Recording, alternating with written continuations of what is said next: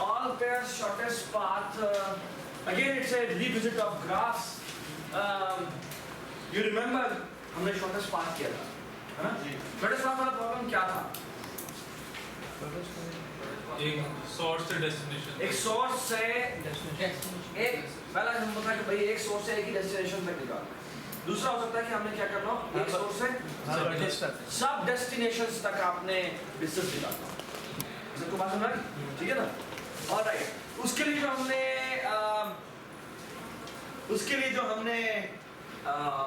Algorithm देखे थे वो कौन से थे, ये बताएं।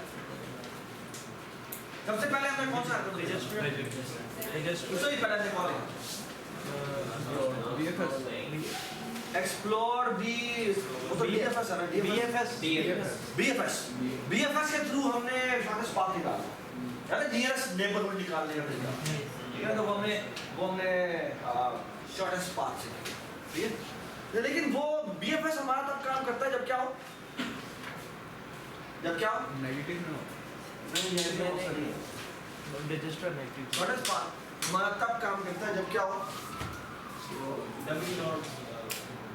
डमी नोड हमें ऐड क्यों करने पड़ते हैं? क्योंकि उसका वो एक भी जाता था तो उसके वेट के लिए। हाँ, अगर हमारे पास वेट्स एजेस के ऊपर वेट्स और डिस्टेंस को रिप्रेजेंट कर रहे हो तो फिर मसला ये है कि हमें अब हम कैसे कन्वर्ट करते हैं। वो तो बीएफएस तो ये वेट को नहीं देखता, तो फिर हमने क्या किया था, हमने इसको डमी नोड्स हमने डमी नोड्स ऐड किए थे और वो अलार्म क्लॉक वाला जो हमारा एल्गोरिथम था उसके थ्रू हमने सॉल्व किया था, ठीक है? बीएफएस की कॉम्प्लेक्सिटी क्या होती है, थोड़ा बताएं ना। बीएफएस की कॉम्प्लेक्सिटी क्या होती है? B plus E B plus E, yes sir, ठीक है? B plus E, V plus E अगर हम कहें कि हमारे पास बड़ा ही स्पार्स किस्म का ग्राफ है, स्पार्स किस्म का ग्राफ का मतलब क्या होता है? स्पार्स किस्म का ग्राफ का मतलब होता है जिसमें एजेस भी ज्यादा ना हो। लेट्स से तकरीबन O of V एजेस हो, कितनी एजेस हो? तो अगर मेरे पास स्पार्स ग्राफ है, अगर मेरे पास स्पार्स ग्राफ है और फिर है डेंस ग्राफ, डेंस ग्राफ का मतलब क्या होगा आपके ख्याल में? काफी ज्यादा है इसमें तकरीबन सारी एजेस है, ठीक है? तो अगर आप यहाँ अगर आपके पास स्पार्स ग्राफ है तो हमें पता है कि BFS takes almost O of V times, ठीक है? Because edges O of V है। लेकिन अगर हमारे पास एजेस बहुत ज्यादा है तो we know कि dense graph takes how much time? O of V square actually almost V square. Why? Because edges are almost n square, ठीक है? V square, alright? जी, उसके बाद हमने क्या देखा था? उसके बाद हमने देखा था Hellman fold से पहले हमने ZX का देखा, ठीक है? ZX की कॉम्प्लेक्सिटी क्या थी? इतनी B plus E क्या? V plus E थी, कभी भी V plus E थी। हमें हीप में जाकर अपडेट करना पड़ता है ना, और एक्सट्रैक्ट मैक्सिमम करना पड़ता है। हमें कितनी दफा एक्सट्रैक्ट मैक्स करना पड़ता है? एंड टाइम, है ना? एक्सट्रैक्ट मैक्स की कॉस्ट कितनी है? एक्सट्रैक्ट मिनिमम की कॉस्ट कितनी है? सर तो एक तो वो मान लो चलो लेकिन जब मिनी ही बनाते तो वो नहीं बनाते ना, into log V plus E into log V V plus E into log V plus E into log V। Actually इसका एक और तरीका कहने का ये है कि मुझे हर वर्टेक्स को डिलीट मिनिमम करना पड़ता है, which means V time log V, ठीक है? प्लस हमें हर एज को जाके क्या करना पड़ता है? हर एज को क्या करना पड़ता है? हर एज को रिलैक्स, वो लेके हमें रिलैक्स करना पड़ता है, which means E times log V। ये होता है ना कि आप कोई भी एज लेते हैं तो उससे जाके हम अपडेट कर सकते हैं, और अपडेट की कॉस्ट कितनी हो सकती है? Again log V। So this is the time complexity of DAX, okay? All right. There is a very nice data structure. It's called Fibonacci heap. ये जो हमने नहीं पढ़ा, ठीक है? उसके थ्रू ये जो E log V है ना, E log V, ये इसका ये log factor हम हटा सकते हैं। So that becomes actually how much with Fibonacci heap. तो Fibonacci heap एक बड़ी particular kind of heap है। अगर हम amortized analysis पढ़ते हैं तो हम उसमें Fibonacci heap यूज करते हैं, because उसकी जो complexity है ना अपडेट की, वो O of 1 होती है, वेरी सिंपल, ठीक है? वो कहता है जिस वर्टेक्स को जाकर तुमने डिलीट करना है उसको काट कर देता है, यानी कोई अपडेट नहीं मारता, उसको जाकर उठा के वो ऊपर लेगा। खैर एक बड़ा ही खूबसूरत डेटा स्ट्रक्चर है, it's really something remarkable to watch, ठीक है, वो कैसे करता है, और उसकी amortized cost जो होती है वो O of 1, ठीक है, which means ये जो log V है ये गायब हो जाएगा, with Fibonacci heap I can reduce this quantity V with plus V E. time log V plus E, ठीक है, alright जी।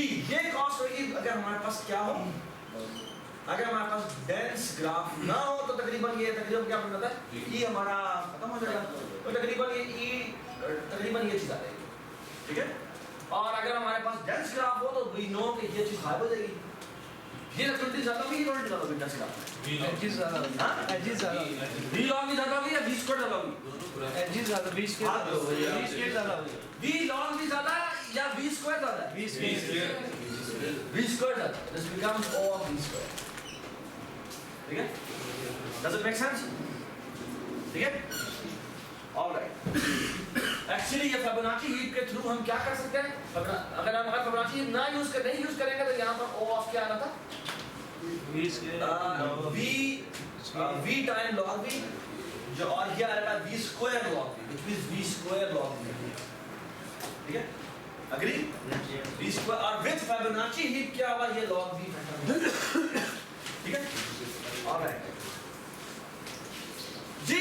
फिर हमने देखा था कि जो डिजक्स्ट्रा है वो एक चीज पे काम नहीं करता, वो क्या था, नेगेटिव एजेस के ऊपर ये काम नहीं करता। नेगेटिव एजेस से बचने के लिए हमने क्या किया था, हमने कौन सा एल्गोरिथम लिखा था, बेलमैन फॉर रिलैक्स, तो इसमें यूज होता है, वही ना, पहले वो लिखा था स्पोर्ट्स पे, क्या करता हूँ, पहले हमने वो लिखा था फिर इस पे रिलैक्स लिखा था ना, ये रिलैक्स को चलाता है हर वर्टेक्स, ये हर वर्टेक्स पे जाके रिलैक्स चलाता है, लेकिन मसला ये है कि पहले वो एक सोर्स को जीरो कर देता है और आर्बिट्रेरी हर वर्टेक्स पे जाकर क्या करता है, रिलैक्स वो रिलैक्स कॉल कर देता है, ठीक है, लेकिन ये ऑपरेशन यानी ई एजेस के ऊपर से फॉर ऑल एजेस वो उस पे रिलैक्स कॉल करता है, और रिलैक्स क्या होता है कि जी जो जितना इस पे डिस्टेंस कंप्यूट हुआ है प्लस उस एज का जितना डिस्टेंस है, अगर उस पे पड़ी हुई वैल्यू से वो कम है तो वो क्या अपडेट हो जाएगा, बस ना, ये हमारा रिलैक्स ऑपरेशन था बेलमैन फोर्ड का, ठीक है, लेकिन ये काम करने से होता ये है कि हो सकता है आप ये पूरा प्रोसेस एक दफा चलाएं तो कुछ एजेस अपडेट हो जाए, लेकिन सारी एजेस अपडेट ना हो, वो हम v-1 टाइम चलाएंगे, तो हमें कितना बार चलाना पड़ता है, हमें v-1 टाइम चलाना पड़ता है, why v-1 time, because we know कि अगर शॉर्टेस्ट पाथ होगा तो वो शॉर्टेस्ट पाथ हमारा कितनी एजेस में का मैक्सिमम हो सकता है, v-1 एजेस का हो सकता है, अगर वो v-1 के बाद भी अपडेट होता है इसका मतलब क्या है, इसका मतलब नेगेटिव एज है, ठीक है, तो एक्चुअली जो सी कंप्रेशन होती थी वो होती थी v टाइम्स e, ठीक है, अगर ये स्पार्स ग्राफ है तो then it becomes O of V square, और अगर ये डेंस ग्राफ है then it becomes O of V cube, सबको बात समझ में, ठीक है, ये हमारी काइंड ऑफ समरी है, right, let me show this thing to you, so this is the graph, this is the time complexity जो हमने देखी है, इसमें से मैं ये देखा बदल थोड़ा हमारा v टाइम e चलता है, और जो अच्छा हमारे पास एक प्रॉब्लम और था, वो था कि अगर हमारे पास टोपोलॉजिकल ग्राफ मिला हो, डैग मिला हो, तो वो कैसे सॉल्व कर सकते हैं, डैग क्या होता है नहीं बताया, डैग में शॉर्टेस्ट पाथ हम आराम से निकाल सकते हैं, कैसे मिला, मैं टोपोलॉजिकल सॉर्ट करते कितना टाइम लगाते हैं, टोपोलॉजिकल सॉर्ट करने में कितना टाइम लगता है, यानी अगर हमारे पास इनपुट में ग्राफ हो कौन सा वाला, डैग, तो डैग के लिए हमें पता है कि हमने क्या करना है, पहले उसमें टोपोलॉजिकल ऑर्डरिंग कर देनी है, टॉप शॉर्ट, ठीक है, टॉप शॉर्ट हमें पता है कितनी देर में होता है, v प्लस e में होता है, ठीक, उसके बाद क्या करेंगे, उसके बाद क्या करेंगे, ट्रेवर्स करें कैसे, जो एल होता है वही जो हमने अभी सारी डीपी में चलता है, एक्चुअली टोपोलॉजिकल सॉर्ट कर दो, एक दफा बेलमैन फोर्ड, पहला वर्टेक्स जो आपका होगा वो सोर्स हो जाएगा, और उसके बाद क्या लगा दो, bellman, that's it, does it make sense, एक दफा चलने से निकले थे छोटे, हां ये नहीं है, दैट्स द नाइस आइडिया कि आप एक दफा बेलमैन फोर्ड से आप ठीक है, जो पहले वाले मसला था कि डैग नहीं था तो वो किसी भी ऑर्डरिंग में रिलैक्सेशन हो सकती है, दैट्स द प्रॉब्लम, ठीक है, तो यहाँ पर जो अच्छी बात है वो ये है कि अगर पर डैग है तो मैं टोपोलॉजिकल ऑर्डरिंग कर सकता हूँ, जो भी मेरा सोर्स वर्टेक्स है वो तो जीरो हो जाएगा, लेकिन उससे पीछे वाले होगा वो क्या होंगे, सोर्स से पिछले वाला? सोर्स से पीछे वाले अगर वर्टिसेस हुए तो उन तक क्या हम पहुंच सकते हैं? उन तक हम पहुंच नहीं सकते। तो सोर्स से ही आगे आपके डेस्टिनेशन शुरू होगी जहां पर आप पहुंच सकते। बस ना, ठीक है। So with topological sort plus one time Bellman fold, और one time Bellman fold कितनी दफा लगता है? plus e time, ठीक है। ठीक है। Alright, does it make sense? Which means कि अगर हमारे पास sparse graph है तो this becomes O of V, ठीक है, और this becomes O of V square. E square. Okay. This is our whole recap of our shortest path. Single source shortest path है, ठीक है? Single source shortest path. अगला सवाल, problem कौन सा है जो सॉल्व करना और फिर है? ऑल पे। अच्छा जी, ऑल पे शॉर्टेस्ट पाथ कैसे निकालें? सर यही Can anybody give me an idea कि using single source shortest path क्या हम यही काम कर सकते हैं? यस सर, हर वर्टेक्स के लिए चलाते हैं ये। हाँ? Bellman fold. हर वर्टेक्स के हर वर्टेक्स के लिए ये सारे एरो चला देते हैं और देखते हैं क्या बनता है, ठीक है? तो कितनी कॉम्प्लेक्सिटी में इजाफा हो रहा है? ये सिंगल सोर्स, हाँ, ये single source shortest path, SSSP कहते हैं, Sir, V log V. ठीक है? सर V मल्टीप्लाई दे। अब क्या हो जाएगा? अगर मैंने ऑल पेयर शॉर्टेस्ट पाथ निकालना हो तो मैं कैसे निकालूंगा? हाँ जी, क्या करें वाला? Sir, V multiply. multiply हो जाएगा। तो मैं इनको v time multiply, Multiply। which means अगर ये निकाला है तो ये v टाइम ये होगा, ठीक है? बात है, ऑफ कोर्स ये तब चलता है जब हमारा एजेस कौन सी वाली हो? उस वन लेंथ की होगा। हाँ, वन मान लेंथ की हो, लेकिन वो तो ये हमारे भी किसी काम है, ठीक है? ये हमारे एजेस जी, अगर एजेस वैसे अगर एक लेंथ की है तो इसको भी कोई भी नहीं कर सकता। BFS That's the fastest we know, ठीक है? अगर एजेस सारी एक लेंथ की है तो भाई BFS के करीब कोई भी नहीं आता, ठीक है? लेकिन अगर जो एजेस है वो किस तरह की है? अगर वेटेड एजेस है तो फिर हमें डिजस्टा या बलमन 40 तरह जाना पड़ता है, ठीक है? तो एक तरीका ये है कि मैं डिजस्टा कितना लगा दूं? V time. हाँ? V V time. Times. Sir एक ये V डालेगा V टाइम ही कॉम्प्लेक्सिटी है। सर एक क्वेश्चन रिपीट कर दीजिए, क्वेश्चन फाइंड करें। All pair shortest path, all pair shortest path मतलब मैंने हर पॉइंट से हर पॉइंट का डिस्टेंस निकाला, हर वर्टेक्स के। हर वर्टेक्स से हर वर्टेक्स से। तो उसमें ना सिंगल सोर्स शॉर्टेस्ट पाथ का एक सोर्स है, उससे मैं साइड डिस्टेंस होता है, ठीक है? ये बहुत इंपॉर्टेंट क्वेश्चन है। ये कहाँ जरूरत पड़ सकती है आपको कि आप सारे पेयर शॉर्टेस्ट पाथ निकाल के रख लें? मैप्स में, गूगल मैप पहले ही सारे सोल्यूशन दिखा के रख लेता है। आप जो भी क्यूरी आते हैं ठाक वो क्यूरी उठा के रख दे, ये लो भाई मुझे आके, ठीक है? एक्चुअली कंप्यूट की हुई पहले वो प्री प्रोसेसिंग करके रख देता है और जो भी क्यूरी करेंगे आप उठा के दे देगा, सबसे है ना? तो ऑल पेयर शॉर्टेस्ट पाथ की एप्लीकेशन ये है, ठीक है? Alright, so this will become multiply by V, multiply by V, multiply by V again. Let me use some other marker. This will be multiplied by V, all the shortest path की वजह से. This will be multiplied by V again. This will be multiplied by V again. This will be multiplied by V again also. ठीक है? So मैं dense graph में ज़्यादा interested हूँ फिलहाल, ठीक है? ये आप देख लेंगे कौन से होंगे। तो this will become an V cube, लेकिन हमारे किसी काम का नहीं, because we are talking about weighted graph. जी, this will become how much? This will become V cube, ठीक है? इस स्क्वायर का तो वी क्यूब है। This will become V cube, okay? This will become V cube. This will become how much? This will become time V, which means V to the power 4. How much this will become? This will become V cube. ठीक है? Of course. But हम एक general graph की बात कर रहे हैं तो इसको फिलहाल निकाल दो और इसको भी निकाल दो. We are talking about this, है ना? और actually डिजक्स्ट्रा को भी हमारे लिए important नहीं है. क्यों? Negative cycle. क्योंकि भाई नेगेटिव एडिज हो सकती है. क्या हमारी जनरल ग्राफ के अंदर नेगेटिव एडिज हो सकती है? इसका मतलब actually this is also gone. हमें ये भी हमें नहीं चाहिए, ठीक है? We are interested कि Bellman fold है, इस Bellman fold की कॉम्प्लेक्सिटी कितनी बन रही है? V to the power 4 बन रही है. Can we reduce this kind of mistake? That's the question, ठीक है? And that's the whole lecture. ये Bellman fold को V time हमने नहीं चलाना, ठीक है? idea is कि how can we reduce this one? How can we reduce this time complexity? ठीक है? और हमें साइकिल भी पता लग जाए कि नेगेटिव साइकिल है क्या, ठीक है? नेगेटिव साइकिल है या नहीं ये भी पता लगे, ठीक है? What we will going to do is पहले हम एक एल्गो और पढ़ेंगे जो डायनामिक प्रोग्रामिंग यूज करेगा, ठीक है? Yes, sir. जो इसको again exactly v to the power 4 में सॉल्व करेगा, ठीक है? Nothing important, Yes, sir. but that is very important solution, ठीक है? फिर हम एक और काम करेंगे कि फिर हम ना एक और मजेदार चीज करेंगे कि हम ना एक हम इसी प्रॉब्लम का जो हमने v4 में हमने सॉल्व किया है इसका कनेक्शन बनाएंगे मैट्रिक्स मल्टीप्लिकेशन के साथ, ठीक है? And we will going to solve then the same problem in again we will go for, ठीक है? All right? But then we will do something.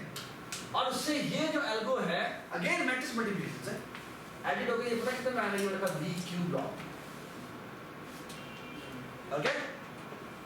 Yeah, which is like fast multiplication, which is faster और pair shortest path का पहला, ठीक है? All right?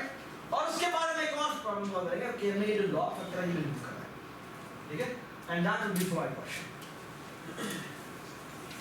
ठीक है? Floyd question क्या करेगा, ये इवन लॉग फैक्टर को भी यहाँ से रिमूव करेगा, which means it's a very powerful dynamic program. बहुत छोटी सी क्लेवर टेक्निक है जिसके थ्रू वो ये लॉग फैक्टर भी यहाँ से रिमूव करता है, ठीक है? All right? This is our first DP program. ठीक है?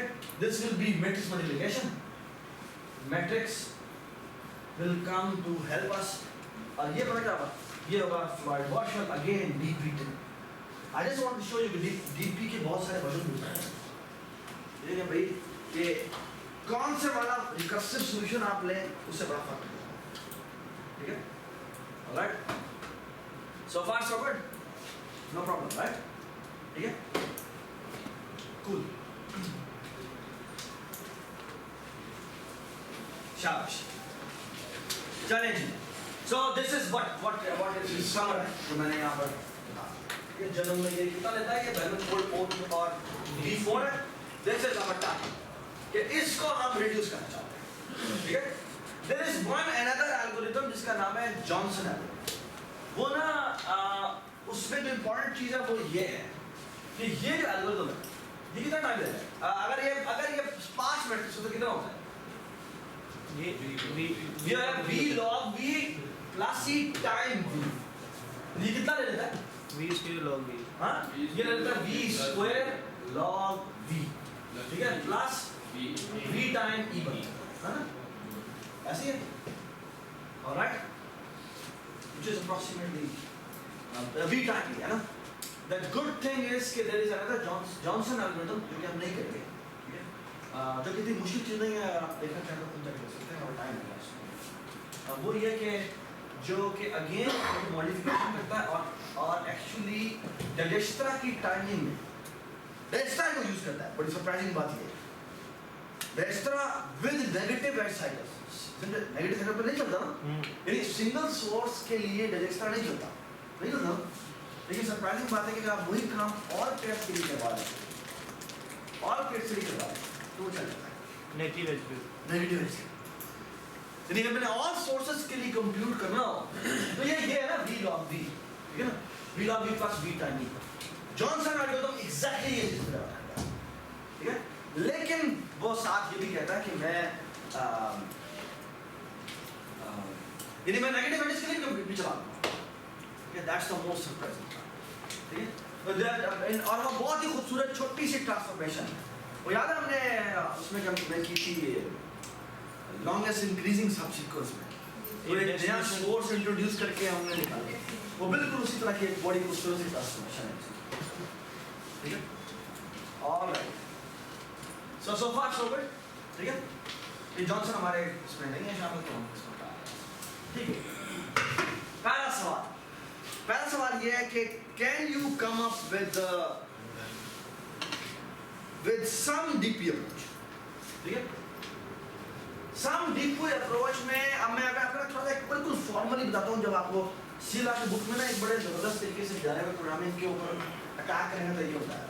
वो कहता है कि आप ना अपने प्रोग्राम को जब भी डायनामिक प्रोग्रामिंग कन्वर्ट करने लगे ना, तो पहले ना उसकी ना तकरीबन उसने 5 स्टेप बताए कि इसको ना इस इन तरीके एक पहला स्टेप, दूसरा स्टेप, तीसरा स्टेप में रिजॉल्व कर कि भाई पहला स्टेप है उसका नाम है क्या है, उसे कहता है वो सब प्रॉब्लम आइडेंटिफिकेशन, कि भाई प्रॉब्लम है क्या जो हम निकाल रहे हैं।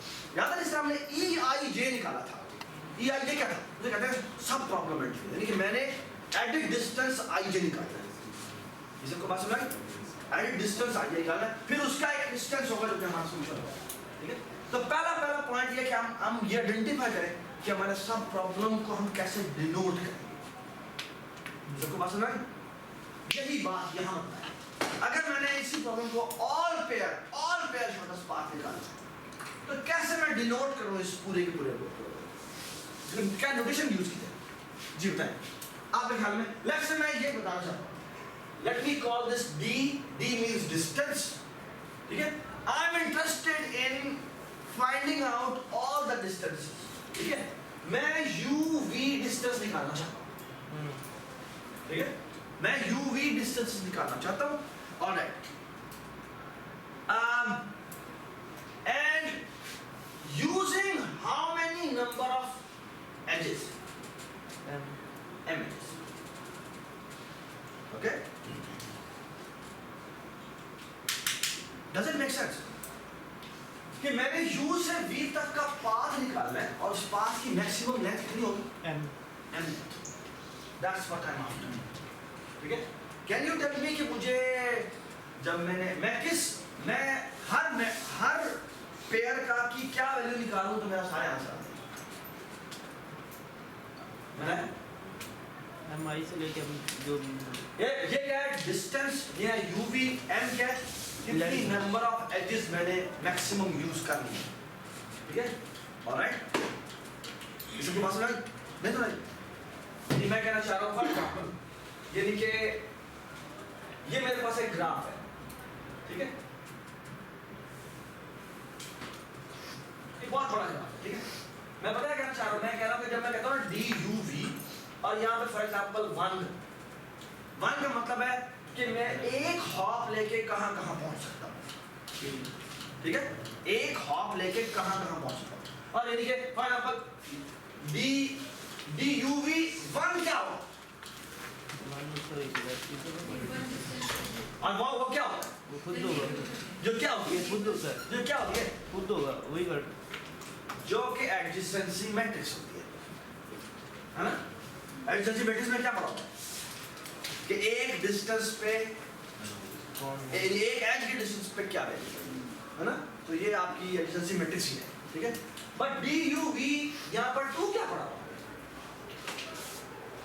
2 का मतलब क्या है, दो के हाँ, फर्स्ट में के बाद DUV का मतलब ये है, DUV2 का मतलब ये है कि मैं 2 डिस्टेंस तक कहाँ पहुँच सकता हूँ, ठीक है, 2 डिस्टेंस तक कहाँ पहुँच सकता हूँ, बस राइट, ठीक है। और मैं कहता हूँ फॉर एग्जांपल DUV2 का मतलब ये है कि मैं 1 वाली भी कंबाइन कर रहा हूँ, तो मैं मिनिमम डिस्टेंस निकाल रहा हूँ, तो मिनिमम डिस्टेंस वाला या तो वो उसमें पहले 1 वाला पड़ा होगा और 2 वाला मैं उसमें तब करूँगा अगर वो पुराने वाले डिस्टेंस से क्या होगा, कम वाला डिस्टेंस आ रहा है, ठीक है। फॉर एग्जांपल मैं कहता हूँ ये एज है जो 15 लेंथ की है और ये यहाँ से एक एज मान ली थी जो कि फॉर एग्जांपल 7 लेंथ की, और ये 7 से यहाँ पर कितने लेंथ की मान ली थी, फॉर एग्जांपल 3 लेंथ की, तो ये यहाँ पर क्या डिस्टेंस कंप्यूट हुआ, यहाँ पर डिस्टेंस 10 है, ठीक है। लेकिन अगर ये फॉर एग्जांपल 13 होता तो क्या ये कंप्यूट होता, ये 15 नहीं होता, यानी DUV2 के ऊपर भी यहाँ पर क्या पड़ा होगा, 15 ही पड़ा होगा, does it make sense, ठीक है। तो do you agree कि ये DUVM जो है इसका क्या मतलब है कि कितनी हॉप्स मैंने की बेस पे मैंने निकाल दिया, ठीक है, ऑलराइट।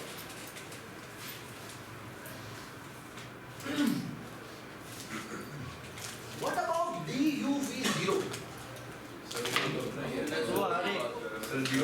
जब मैं DUV0 की बात करूं तो ये क्या चीज है, अपना ही बात कर रहे हैं। सोर्स, और सोर्स वो कैसे निकालते हैं यार, जब भी हम डेस्टा लगाते थे सबसे पहले सोर्स को क्या करते थे, जीरो, और बाकियों को क्या करते थे, infinity, so this will be 0 if U is equal to 2, ठीक है, and it will be infinity if u not equal to if u is not equal, ठीक है, ये है duv क्या कंप्यूट होगा, 0, so far so good, ठीक है, ठीक है, alright, यानी ये मैंने ये एक्चुअली अपनी रिकरेंस में बनाने लगा हूँ, जिसको मैंने बेस केस डिफाइन किया, ठीक है, alright, अब मुझे बताएं कि रिकरेंस क्या होता है। अगर मैंने DUVM निकाला तो वो DUVM किसके बराबर, मिनिमम निकालना पड़ेगा। मिनिमम निकालना है, सर वो मिनिमम ऑफ व्हाट, मिन और सर एक- मिनिमम ऑफ वो m minus 1 तक का जो होगा दूसरा वर्टेक्स होगा उसका m मतलब जहाँ पर हम पहले ये देख लो DUV का मतलब क्या है, DUV का मतलब ये है कि मैंने U से V पर पहुंचना, जैसे ठीक है, टाइम और फिर एजेस कितनी लेके पहुंचना है, कितनी हम वो M हॉप, तो हम m-1 हाउस के पहले हम M-1 हॉप करेंगे, ठीक है, तो लेकिन कहाँ से कहाँ तक, ये देखो ना, ये क्या है, मैं किसी और वर्टेक्स से आ रहा हूँ, W यहाँ पर मुझे कोई और वर्टेक्स इंट्रोड्यूस करना पड़ेगा, क्योंकि मैं एक्चुअली मैं कहूँगा कि भाई N-1 हॉप में आप यहाँ जहाँ पहुँचे थे और फिर आप ऐसे दोबारा वालों फिर आप यहाँ W और फिर W और V छा गए, जब बात है ना, यानी कि आप यानी M-1 में यहाँ पहुँचे थे और फिर आपने एक एज लेके आप यहाँ पहुँचे, बस नहीं, जैसे भी एक इस तरह में सारे एक्सेस के ऊपर पर आइटरेट करना पड़ेगा, यानी ये अभी तो यहाँ से यहाँ पर आया, हो सकता है मैं यहाँ से भी यहाँ पर आ रहा हूँ, हो सकता है मैं यहाँ से भी यहाँ पर आ रहा हूँ, बस नहीं, so the recurrence we have to come up with is कि हम क्या करेंगे, हम निकालेंगे min of जी क्या होना चाहिए, सर D DUW ठीक है, कितने वाले हैं? M-1 शाबाश, प्लस यहाँ पर क्या होना चाहिए, हाँ DW DWV V हाँ V V और 1 ऊपर, कॉमन ही लगेगा प्लस सॉरी, जो कि एक्चुअली क्या होता है, वो उसकी लेवल होती है जो कि इसकी डायरेक्ट एज होती है, डेटेड यानी all ages coming to V की मैं बात कर रहा हूँ, ये बात नहीं, यानी एक्चुअली मैं all ages coming to V की बात, तो E तो actually E coming at V which means को इसको कहते हैं कि एक्चुअली जो वेट वाली आपकी एजेस है, आप एक्चुअली यहाँ पर बस डेल्टा डाल देंगे, W डेल्टा मींस आपकी जो डायरेक्ट एज बनती है यहाँ से इसको E कहते हैं, चलो ये डायरेक्ट एज जो W से V में बनती है उसका आप वेट U से V तक भी तो डायरेक्ट हाँ 15 वाली हमारी है, हाँ वो भी तो इसको भी तो वो पहले ही अपडेट हो चुकी होगी, वो पहले ही अपडेट हो चुकी होगी, जब मैंने DUV1 निकाला था तो वो अपडेट हो चुकी थी, ये बात नहीं, अब मैं कह रहा हूँ किसी और के थ्रू वहां पहुंच सकता हूँ, और वो मैं कैसे पहुंच सकता हूँ, मैं M के लिए कैलकुलेट कर रहा हूँ, तो जब M-1 की मैंने कैलकुलेट कर ली है +1 करके मैं वहां यानी वहां है डायरेक्ट एज, बस नहीं, everybody understand, very simple recurrence, बस नहीं, ठीक है, आप मुझे एक बात बताएं, इस रिकरेंस में कितने वेरिएबल हैं,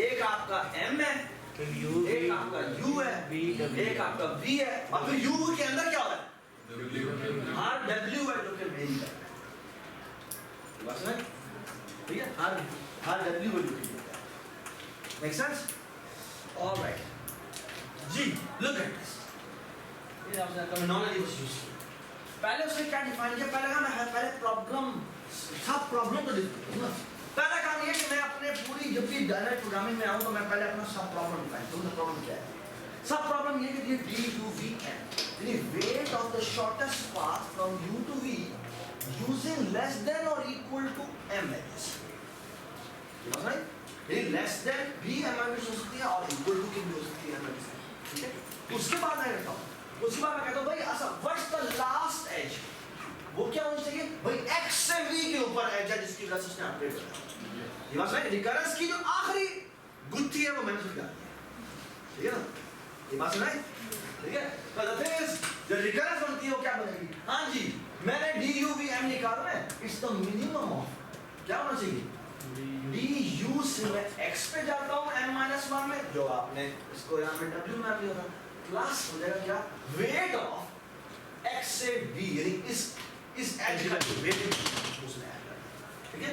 इनमें से जो भी मिनिमम है वो क्या हो जाएगा? Does it make sense? ठीक है? Does it make sense? Alright? सही है? और of course ये x है, ये सारे vertices पे ऐड किया जाएगा।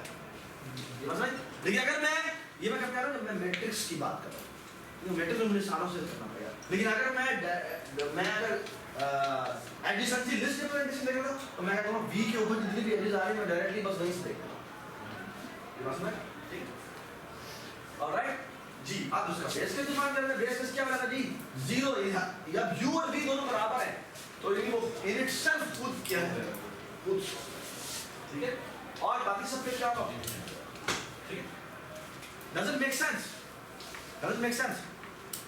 एक काम करें, एक पेन निकालें, इस पर इसकी डीपी, इसका एल्गोरिथम, बॉटम अप एल्गोरिथम लिखें। चलिए शाबाश, बॉटम अप। मैं पहले बता रहा हूँ, आपका 4 वेरिएबल है, एक है m, ठीक है? पहले आप m is equal to 1 के लिए कंप्यूट करें, ठीक है? पहले m is equal to 0 के लिए कंप्यूट करेंगे, 1 के लिए करते हैं, आप पूरी रिकरेंस लिखेगा कि ये और हर uv के लिए आप क्या करना है? हर uv कंप्यूट करना है, ठीक है? और उस uv के अंदर क्या होगा? x है जो कि वेरी करेगा हर वर्टिस। प्लीज ये लिखना शुरू करो शाबाश। x का 0 से स्टार्ट होगा हर बार। हाँ? x 0 से स्टार्ट होकर आगे जाएगा। बिल्कुल सब वर्टिस में जाएगा, सब वर्टिस में जाएगा। हाँ?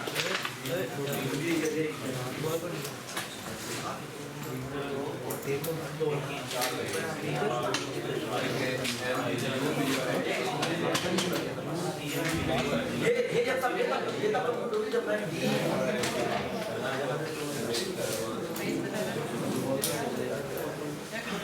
प्लीज ये लिखना शुरू करें, डिस्टर्ब भी करना, लिखते जाए प्लीज, ये लिखे प्लीज।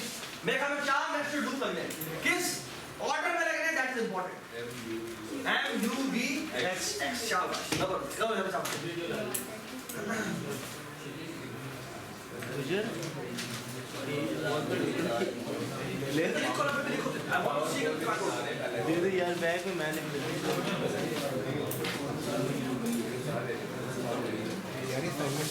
कौन सी पेज निकालो मुझे।